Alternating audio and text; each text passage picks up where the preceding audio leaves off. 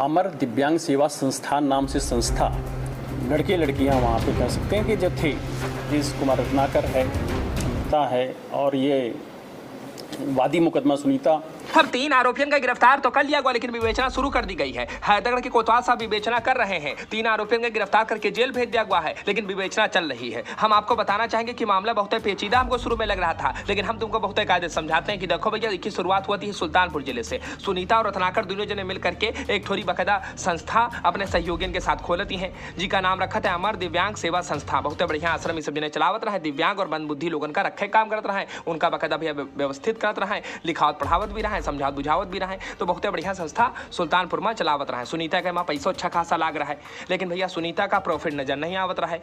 होना का था, रत्नाकर एक थोड़ी और संस्था खोलती है, यही भैया ब्रांच बनाए करके यहाँ हैदरगढ़ क्षेत्र में, लेकिन उनका रजिस्ट्रेशन नहीं हो पावत है। किराए मकान पर खोलती है और व्यवस्था भी नहीं थी कुछ ज्यादा जो होनी चाहिए एक संस्था में, यही वजह से रजिस्ट्रेशन नहीं हो पावत है। अब सुनीता का तो पैसा लाग रहा है। होना का था भैया, दोनों एक दूसरे पर आरोप लगाना शुरू कर देती है, खटपट शुरू हो जाती है। सुनीता रत्नाकर पर आरोप लगावे, रत्नाकर सुनीता पर आरोप लगावे, यही बीच में एक लड़की लापता हो जाती है। और होना का था भैया, सुनीता ने अवैध दुष्कर्म का भैया सामूहिक दुष्कर्म का तरह तरह के भैया बहुत गंभीर आरोप लगाए। जब आरोप लगा तो होना का था, पुलिस को मुकदमा दर्ज करना पड़ा और 3 नामजद आरोपियों को गिरफ्तार करना पड़ा। अब इनकी बकायदा विवेचना हैदरगढ़ के कोतवाल साहब कर रहे हैं और मामले की जानकारी एसपी दिनेश कुमार सिंह जी दे रहा है। तनिक सुनो भैया। अमर दिव्यांग सेवा संस्थान नाम से संस्था जो सुल्तानपुर में रजिस्टर्ड हुई थी 2021 में, और वो वहाँ पे दिव्यांग लोगों के वहाँ पे रख करके उनकी सेवा शुश्रूषा, वहाँ गेस्ट स्पीकर्स बुला करके, टीचर्स बुला के पढ़ाना लिखाना, ये सारी चीज़ें करते थे। तत्कालीन जो वहाँ पे दिव्यांग जिला कल्याण अधिकारी थे, उनका ट्रांसफ़र बाराबंकी हो जाता है, तो वो यहाँ आकर के भी उसी संस्था का एक यहाँ पे ब्रांच हैदरगढ़ में किराए का एक लेकर के मकान उसमें खोलते हैं। वो कुछ दिनों तक वहाँ पे सब ठीक ठाक चला, लेकिन क्योंकि ये संस्था इंडिपेंडेंट रजिस्टर्ड नहीं हो पाई, यहाँ पे जो इंफ्रा था वो इस तरह का नहीं था कि इसका रजिस्ट्रेशन हो जाए, तो कुछ दिन तो यहाँ पे चला उसी की ब्रांच के रूप में यहाँ पे। और यहाँ बीच बीच में ओकेशनल कोर्स के लिए कुछ बच्चे आ जाया करते थे आसपास के लिए, जैसे कि कभी अब इसमें अधिकतम एक बार 41 बच्चे हो गए थे, वो लोकल थे सब, और जैसे ही स्कूल कॉलेज खुले वो लोग चले गए घर पे थे। कुल 4 वहाँ पे लोग लड़के लड़कियाँ वहाँ पे कह सकते हैं कि जो थे, और एक लड़का और 3 लड़कियाँ वहाँ पे थे जो कि रह रहे थे अभी भी, जो जिनकी की मंदबुद्धि है, उनकी स्थिति बहुत अच्छी नहीं है, कोई उसमें ठीक से समझ नहीं पाता है, कोई बोल भी नहीं पा रहा, सुन भी नहीं पा रहा है, ऐसी ऐसी उनकी स्थिति थी। जो संस्था के संचालक लोग थे, जिसमें राजेश कुमार रत्नाकर है, अमृता है और ये वादी मुकदमा सुनीता, ये इन लोगों ने मिलकर संस्था को चला रहे थे। इसी में कोई केयरटेकर था, कोई इसका जो है संस्था का संचालक बने हुए थे, कोई चपरासी था इसमें। ये सारे लोग संस्था को जो चला रहे थे, ये बेसिकली सुल्तानपुर से ये विवाद इनका शुरू होता है। सुल्तानपुर में जो संस्था के इस्टेब्लिशमेंट में सुनीता के काफ़ी प्रॉपर्टी वहाँ पे बेच दी गई।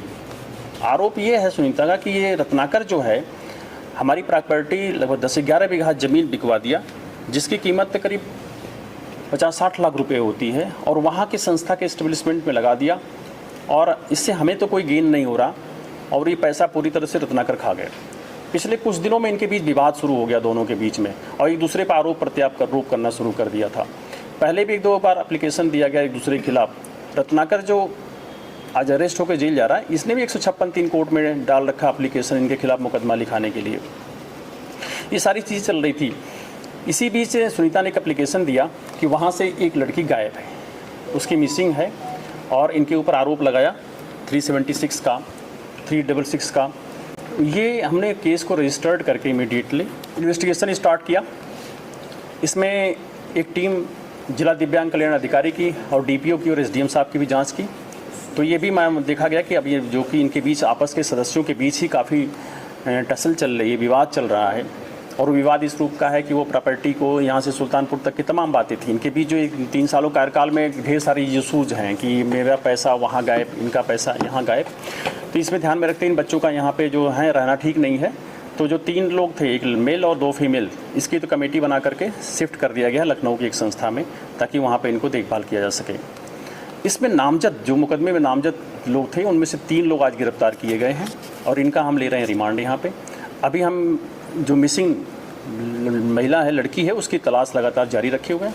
हमारी प्रथम प्राथमिकता उसको देखें, क्योंकि पहले भी जब वो आई थी तो सुबेहा के गांव बताया गया कि 6 महीने तक रुकी थी और वो वहाँ से जाना नहीं चाह रही। वहाँ ग्राम प्रधान ने ला करके यहाँ पे दाखिल किया था और उन लोगों से जब जानकारी की गई तो ये भी मालूम चला कि वो उसकी मनस्थिति ऐसी होती थी कि जहाँ जाती थी वहीं रुक जाना, कहीं बहुत ज़्यादा लंबा मूवमेंट नहीं करना चाहिए। तो इसी हमने लगातार लोनी कटरा, कोठी, असंदरा के आसपास से गाँवों में एक ग्राम प्रधानों से उनके माध्यम से अपने डिजिटल ग्रुप के माध्यम से खबर कर रहे हैं और मैंने उसके पंपलेट वगैरह भी निकलवाए हैं जिससे पता चल सके अगर कहीं पे है। और मीडिया के माध्यम से मैं निश्चित तौर पे 1-2 दिन में ज़्यादा सफलता मिल जाने की चांस है कि अगर खबरें जाएंगी तो लोग ज़रूर बता देंगे कि कहाँ गई, क्योंकि इतना हमें प्राइमरी एविडेंस आ रही है कि उसको किसी ने देखा अकेले सड़क पर जाते हुए कोठी वाले रोड पर। क्योंकि ये मैटर FIR के रूप में रजिस्टर्ड हुआ था, हम लोगों ने जो यहाँ पे एक लड़की थी उसका मेडिकल कराए और उसका बयान कराए हैं और जो थोड़ी हमें साक्ष्य मिली है उसके आधार पर हमने इनका प्रथम रिमांड ले रहे हैं और इसकी इन्वेस्टिगेशन चलेगी। इसकी क्लोज मॉनिटरिंग सीनियर ऑफिसर्स कर रहे हैं और कार्रवाई करेंगे। अब बिना रुके हमने भैया SP साहब की बात आपको बहुत कायदे से समझा दी और SP साहब बहुत बेहतरीन तरीके से समझा भी रहे थे, आप समझ भी गए होंगे। इधर बकायदा भैया जो आरोपी रहा बहुत जब बातचीत की गई तो वो बेचारा अपना दर्द बयां करत रहा है और बहुत फूट फूट के रोए लग रहा है और इका दिखाई भी नहीं देती है। एक छोरी भैया पतली छड़ी के सहारे तो ही चलती है। देखो क्या बोलता रहा है। 4 लोग अभियुक्त हैं जिसको सर सुनी नहीं जा रही, हमारी कोई नहीं सुनी जा रही। कोई बात नहीं सर। कैमरे नहीं लगे थे क्या? अभी देखा तो कुछ लोगों का नाम भी लिया था, बतावत रहे कि देखो में हमारी कोई गलती नहीं है और कुछ और लोग भी शामिल है। फिलहाल भैया हैदर के कोतवाल साहब की विवेचना कर रहे हैं, लेकिन जौन भैया लड़की इस समय लापता है, कुछ स्थानीय लोग भी देखे हैदरगढ़ क्षेत्र में बतावत रहे कि भैया हम देखे रहे इधर पहुंच जाता है पैदल अकेले। ओम प्रकाश हमारा नाम है, चाय होटल खोले हैं, इधर को जा रही थी दिव्यांग स्कूल की लड़की है, वो इसको हम जानते नहीं किधर को गई किधर को नहीं गई। नरेंद्रपुर गांव स्कूल है। अब सुना भैया चाचा क्या बताओ रहा है। फिलहाल भैया पुलिस जांच पड़ताल कर रही है और उस लड़की को भी ढूंढा जा रहा है और जौन भैया 3 जने रहे उनका बकायदा दूसरा जगह शिफ्ट भी कर दिया हुआ है। फिलहाल भैया देखो क्या होती है, अभी बकायदा बहुत कुछ खुलना बाकी है। कोतवाल साहब भैया जांच पड़ताल शुरू कर दी, विवेचना शुरू कर दी है, पुलिस भी जांच पड़ताल कर रही है और मंदबुद्धि युवती को भी ढूंढा जा रहा है। बाकी वीडियो अच्छी लगी तो कमेंट करो, चैनल को सब्सक्राइब कर लो। शंभा सहजी को वैसे पर मिलेगी तो बेल आइकन जोड़ दो।